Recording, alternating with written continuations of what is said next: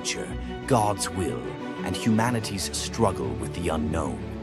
From the terrifying Minotaur lurking in the labyrinth to the mesmerizing sirens luring sailors to their doom, these creatures were as captivating as they were dangerous.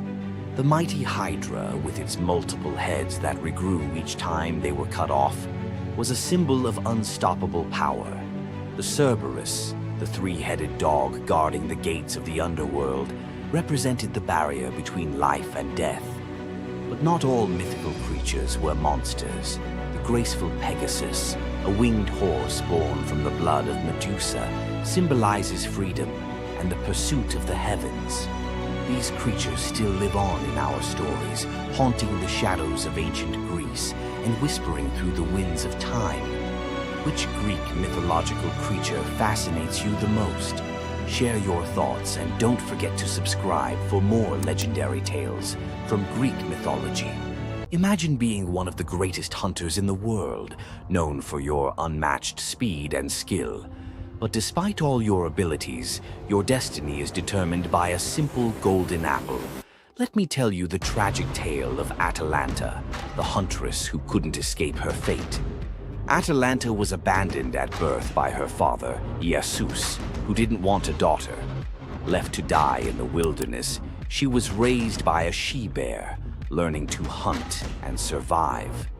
As she grew, Atalanta became a legendary warrior, her skills in hunting unmatched. But no matter how great she became, she could never escape one thing: her prophecy. A prophecy foretold that Atalanta would only marry a man who could outrun her in a race. As the years went by, many suitors came, eager to win her hand. But Atalanta, fiercely independent, defeated them all. Her speed was unbeatable, and no man could match her skill. Then came Meleager, a brave hero who had heard of Atalanta's strength and beauty. Unlike the others, he didn't boast about his abilities. Instead, he came prepared with a plan. Meleager, knowing Atalanta's curse, asked the goddess Aphrodite for help.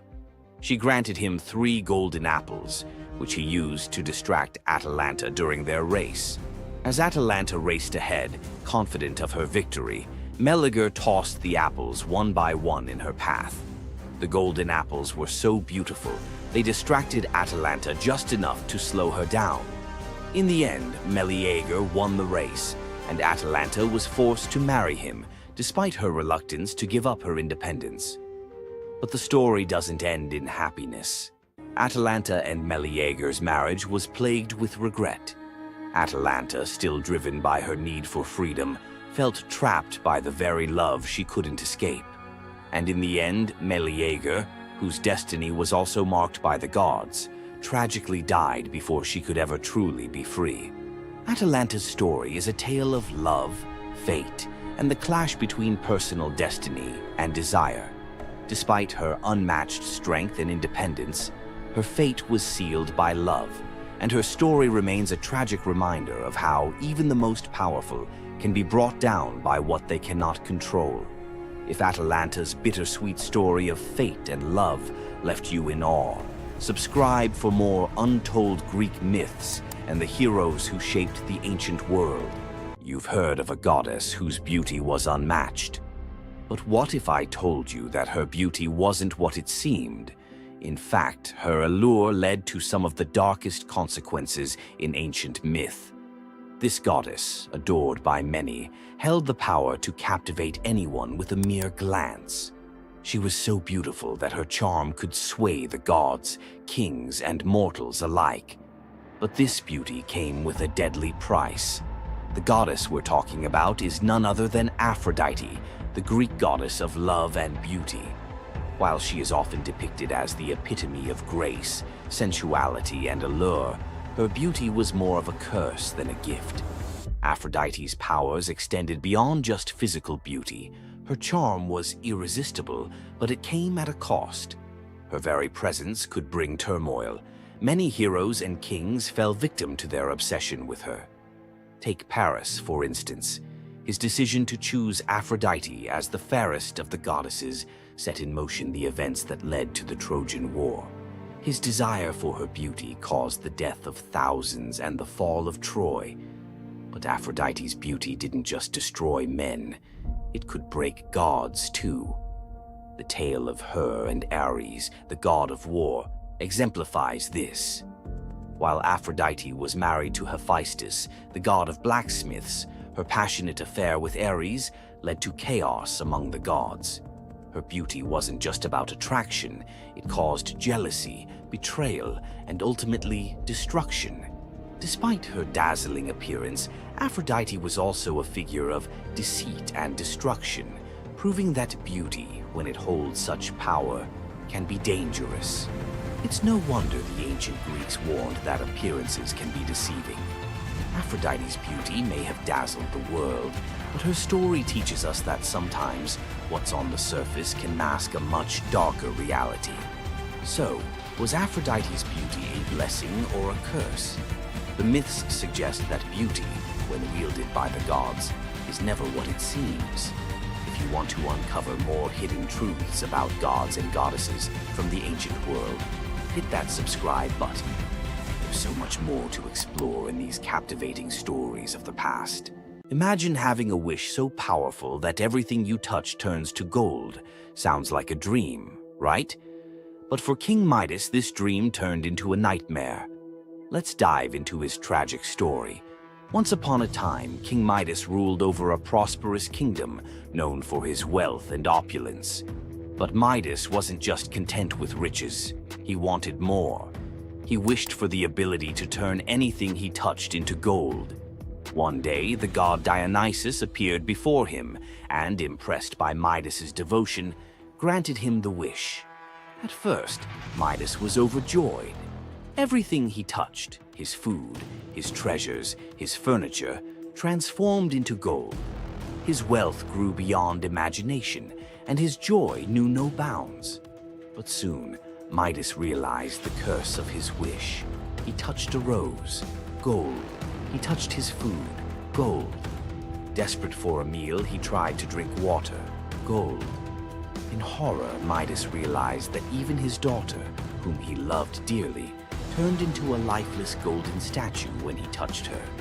Furious with the consequences of his greed, Midas begged Dionysus for mercy. The god, seeing the king's suffering, told him to wash in the river Pactolus. And in that moment, Midas's golden touch was taken away. The river's waters, now imbued with Midas's curse, carried gold downstream, forever tainting the land.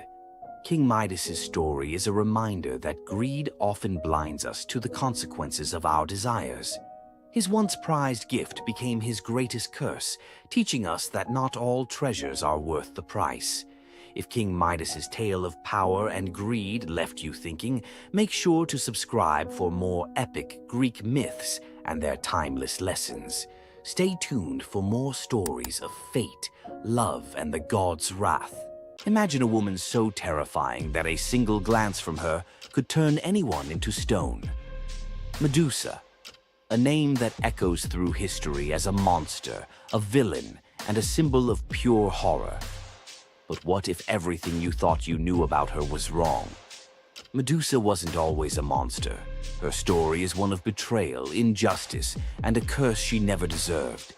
She wasn't born a villain. She was made into one by the gods themselves. But even as a victim, she found a way to turn her tragedy into power. Today, we'll unravel the myth of Medusa and discover the deeper truth behind her story. From her tragic origins to her transformation into a feared Gorgon, to her epic confrontation with Perseus. This is the tale of Medusa like you've never heard it before.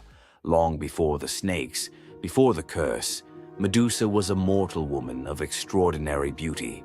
She wasn't born a monster. She was born human, the daughter of the sea gods, Phorcys and Ceto. While her sisters, Stheno and Euryale, were immortal Gorgons, Medusa stood apart as the only mortal among them. But it wasn't her mortality that set her apart. It was her beauty. Medusa's golden hair, radiant complexion, and striking eyes captured the attention of everyone, even the gods. She served as a priestess in the temple of Athena, goddess of wisdom and war, vowing to remain pure and devoted to the goddess. This is where her life took a tragic turn. According to the myth, Poseidon, the god of the sea, became infatuated with Medusa. Overcome by desire, he pursued her relentlessly, and one fateful day he cornered her in Athena's temple. Medusa, defenseless, could not escape his wrath. But instead of protecting her, Athena turned her fury against Medusa. The goddess, enraged by the desecration of her temple, cursed Medusa for what had happened, punishing the victim instead of the perpetrator. Athena's curse transformed Medusa into a gorgon, a being so hideous that no one could bear to look at her. Her golden hair turned into a nest of venomous snakes, and her eyes became so powerful that a single glance could turn living creatures to stone.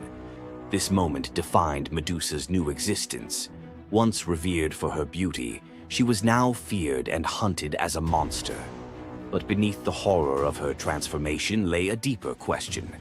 Was Medusa truly cursed, or had she been given a weapon to defend herself in a world that had betrayed her? Medusa fled from civilization, retreating to a remote island where she lived in solitude. Here she came to terms with her new form and the terror it inspired. The snakes in her hair hissed constantly, and her reflection, once a source of pride, was now a weapon she couldn't dare to look at. But the world wouldn't let her rest. Tales of the monster of the island spread across Greece, and soon warriors came seeking glory by trying to slay her. None succeeded. Each challenger who entered her domain fell victim to her petrifying gaze, their bodies forever frozen in stone. Medusa's life became one of survival, fending off those who sought to destroy her while grappling with the isolation of her curse. She was trapped in a cycle of violence she didn't choose, but couldn't escape. As the years passed, Medusa's story became twisted. In the eyes of mortals, she was no longer the victim of a cruel curse, but a monster to be feared. The tragic young woman was lost to legend, replaced by the image of a terrifying villain. Enter Perseus, a young demigod with a destiny to fulfill.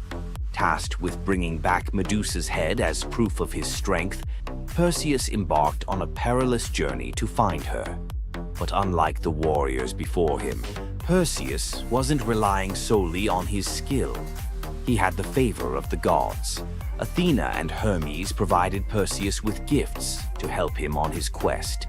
Winged sandals to fly, a reflective shield to avoid Medusa's gaze, and a sword sharp enough to cut through anything. Most importantly, he was given a magical bag to safely carry her severed head.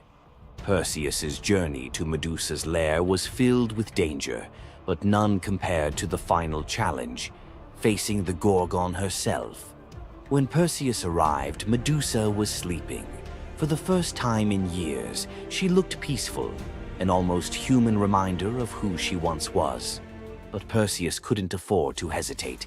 Using the reflective shield as a mirror, he avoided her petrifying gaze and struck with precision, severing her head in one swift motion. The blood that spilled from Medusa's neck gave birth to two incredible beings, Pegasus, the winged horse, and Chryser, a golden giant. Even in death, Medusa's body produced miracles, a testament to the power she had carried within her. Perseus carried Medusa's severed head back to Greece, where it became both a trophy and a weapon.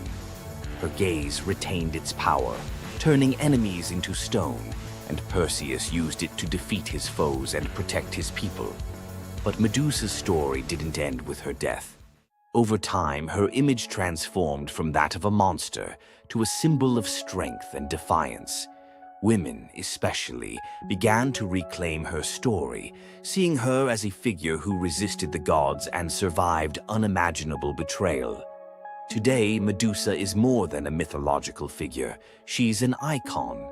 Her face appears in art, literature, and even modern movements that challenge systems of power and oppression. But the question remains, was Medusa truly a monster, or was she a victim of a world that feared her power? Medusa's story is a reminder that myths are more than just tales of gods and heroes. They're reflections of human nature, of the injustices and triumphs we still see today. So, what do you think? Was Medusa a villain, or was she a misunderstood symbol of resilience? Leave your thoughts in the comments. Give this video a like if you found her story as fascinating as we did. And don't forget to subscribe to the channel for more deep dives into the myths and legends that continue to shape our world. Until next time, keep questioning, keep exploring, and keep looking beyond the surface. We all know Zeus, king of the gods, whose power seems absolute. But there's an ancient force even he won't cross. This is the story of how Zeus was humbled by the goddess of night herself, Nyx. Long before Zeus, there were primordial gods who were the universe's core forces. The most powerful was Nyx. Born from chaos, she is the night. Her domain is the inescapable shadow that falls over the world, and her children are forces like Hypnos, god of sleep, and Thanatos, god of death. Our story starts during the Trojan War. A furious Hera wanted to help the Greeks against Zeus's orders. To do it, she needed Zeus asleep. She went to Nyx's son, Hypnos, with an irresistible offer: put the king of the gods into a deep slumber. Hypnos was terrified. He'd helped Hera once before, and when Zeus woke up, his rage was legendary. He hunted Hypnos, ready to hurl him into the sea. The desperate god of sleep fled to his mother, Nyx. When Zeus arrived, he stopped dead. Unwilling to offend the ancient knight, he retreated. Despite the memory, Hera's new offer was too good to pass up. Hypnos put Zeus to sleep, and Hera got her wish. But this story from Homer's Iliad isn't about the trick. It reveals Zeus's deep, reverent fear of offending night. Nyx's power isn't about force. It's her very essence, a cosmic order he dared not challenge. The clash between Zeus and Nyx wasn't a battle of thunder and shadow, but of authority versus primordial power. Nyx's presence alone was enough to remind Zeus that even he has limits. The brilliant order of the day must always give way to the profound mystery of the night. If you enjoyed this trip into mythology's shadows, like this video and subscribe for more. Comment below on which primordial deity you want to see next. Centaurs, half man, half horse, heroes or savages? Think you know the full story? Wait until you uncover the darker side of these iconic creatures. Watch till the end to discover what ancient myths don't tell you about the centaurs. In Greek mythology, centaurs were seen as both wild and noble beings. They were often depicted as powerful warriors, famous for their strength and skill in battle. But what if the truth behind them was far more sinister than anyone imagined? While some centaurs, like Chiron, were revered for their wisdom and kindness, many others were violent, uncontrollable creatures. These savage centaurs were known for their drunken brawls and uncontrollable rage. The most infamous event? The Battle of the Lapiths and Centaurs, where they fought against the Lapiths during a wedding feast, leading to a massacre of both men and women. Their brutal behavior was more than just a mythological tale. It symbolized the chaos that could occur when civilization collided with the wild, untamed forces of nature. But why did the Greeks depict centaurs this way? Was it a cautionary tale about the dangers of unchecked power and savagery, or a deeper reflection on humanity's struggle between reason and instinct? The darker truth behind the centaur myth might just hold the key to understanding the wild, primal side of ancient Greek culture. Centaurs are more than just mythical beasts. They represent the conflict within us all. If you're fascinated by the hidden truths of ancient myths, don't forget to subscribe for more dark stories from Greek mythology. Every Monday you log on. Every quarter you hit your targets. Every year you get a new set of KPIs, and every time the boulder rolls right back down the mountain. You feel trapped in a cycle of meaningless repetition. You call it the 9-to-5 grind. The ancient Greeks called it Sisyphus. Sisyphus was not a hero. He was a master manipulator, the most cunning king in all of Greece. He betrayed Zeus to a river god just to get a freshwater spring for his city. But his masterpiece of arrogance? He cheated death itself. When Thanatos, the personification of death, came for him, Sisyphus tricked him, binding him in chains. For days, the world was thrown into chaos. No one could die. Warriors fought endlessly without consequence. The natural order collapsed. The gods finally intervened, freeing Thanatos and dragging Sisyphus to the underworld. But even here, Sisyphus had one last trick. He convinced Hades to let him return to the surface for just one day to punish his wife for not giving him a proper burial. Of course, he never returned. The gods, finally done with his games, devised a punishment that perfectly matched his crime: eternal, meaningless effort. Sisyphus was condemned to push a massive boulder up a steep hill. He would strain, fight, and claw his way to the summit, only for the weight of the universe to drag the rock back down the moment he reached the top. It's the ultimate metaphor for the modern corporate world. You spend 3 months pushing a quarterly report. You reach the summit. You celebrate. Then the boulder rolls down, and the next quarter begins. The goal is never achieved. The progress is an illusion. You are Sisyphus. But here is the revolutionary twist, the secret that transforms the myth. The philosopher Albert Camus saw Sisyphus not as a victim, but as the absurd hero.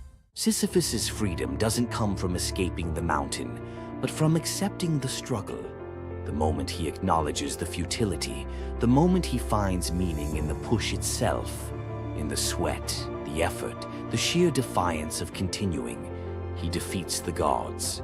His walk back down the mountain is not a walk of defeat, but a moment of conscious, deliberate choice. It is the moment he chooses to be happy. So, the next time your KPI rolls back down the hill, remember Sisyphus. The goal is irrelevant. The only true freedom is finding joy in the effort, not the outcome. Loki's punishment was brutal. Bound deep within a cavern, his body lashed to 3 jagged rocks with the entrails of his own son. Above him, a serpent hung poised, venom dripping relentlessly onto his exposed skin. This scene, drawn from the poetic Edda and the prose Edda, became a symbol of both divine vengeance and suffering that echoed through Norse legend. But the gods never counted on one presence: Sigyn, Loki's faithful wife. Her hands trembled as she knelt beside him, catching each drop of poison before it could sear his flesh. Her quiet devotion became a fragile shield against the god's wrath. Why did she choose loyalty over escape? The answer reveals a truth about love that endures even when the world itself seems lost to darkness. Yet before the cavern, before the venom and the silence, there was a betrayal that shook the heart of Asgard. Balder was the light of Asgard, cherished by gods and mortals alike. His laughter filled the halls, a warmth that even the golden apples of Idun could not rival. When ominous dreams began to trouble him, his mother Frigg, desperate to protect her son, secured oaths from every creature and object in existence never to harm him. All, that is, except the mistletoe, too slight, too innocent to warrant suspicion. Loki saw opportunity in what others dismissed. He fashioned a dart from that fragile branch and sought out Hoder, Balder's blind brother. "Here," Loki murmured, placing the weapon in Hoder's uncertain grasp, "let me guide your hand." The dart struck its mark. In an instant, Balder's light was snuffed out, his presence gone from the world. The gods stood in stunned silence, their joy shattered. Loki lingered in the shadows, the faintest smile on his lips, before slipping away unseen. The prose Edda tells us the pyre burned for 9 nights. Balder's wife, Nanna, overcome with grief, cast herself onto the flames, her spirit entwined with his. The gods heaped treasures upon the funeral bier, Odin's ring Draupnir, Baldur's own ship Hringhorni, to honor him, but no offering could fill the void left behind. The air grew heavy with suspicion. As the smoke twisted skyward, word spread of an old woman whispering to Herder in the moments before the fatal blow. When Thor forced the truth from a trembling servant, silence fell like a shroud. Loki's name was not spoken, but its weight pressed upon every heart. The gods had tolerated his mischief, his clever lies, even the theft of Sif's hair. But this was different. The poetic Edda names him plainly, Loki, the guileful who brought it about, from which all misfortune came. Odin convened the gods to pass judgment. No mead flowed, no boasts rang out. The All-Father's single eye burned cold as he named Loki Oathbreaker and Kinslayer. Weapons gleamed in restless hands. Even gentle Friar's fingers tightened around his sword. Loki understood the gods' fury. He fled Asgard, his mind racing with schemes. As told in the prose Edda, he built a lodge in the mountains, doors on every side, always watching for his pursuers. Still, he could not outrun their vengeance. Odin's gaze found him, even in hiding. When the gods arrived, Loki tried to slip away, transforming into a salmon to evade capture in the river's swift current. But Thor's grip proved stronger than fate. Dragged back through the gates he once helped raise, Loki passed faces twisted with anger and betrayal. The gods' judgment was swift. The path ahead led not to mercy, but to a place where pain and silence waited in the damp and the dark. They forced Loki into the heart of the earth, a cavern where the air pressed cold and heavy, and every sound echoed off stone walls, slick with damp. Water dripped steadily from above, each drop magnifying the hush that settled over the gods as they set to their grim task. The stench of venom lingered, sharp and persistent, mingling with the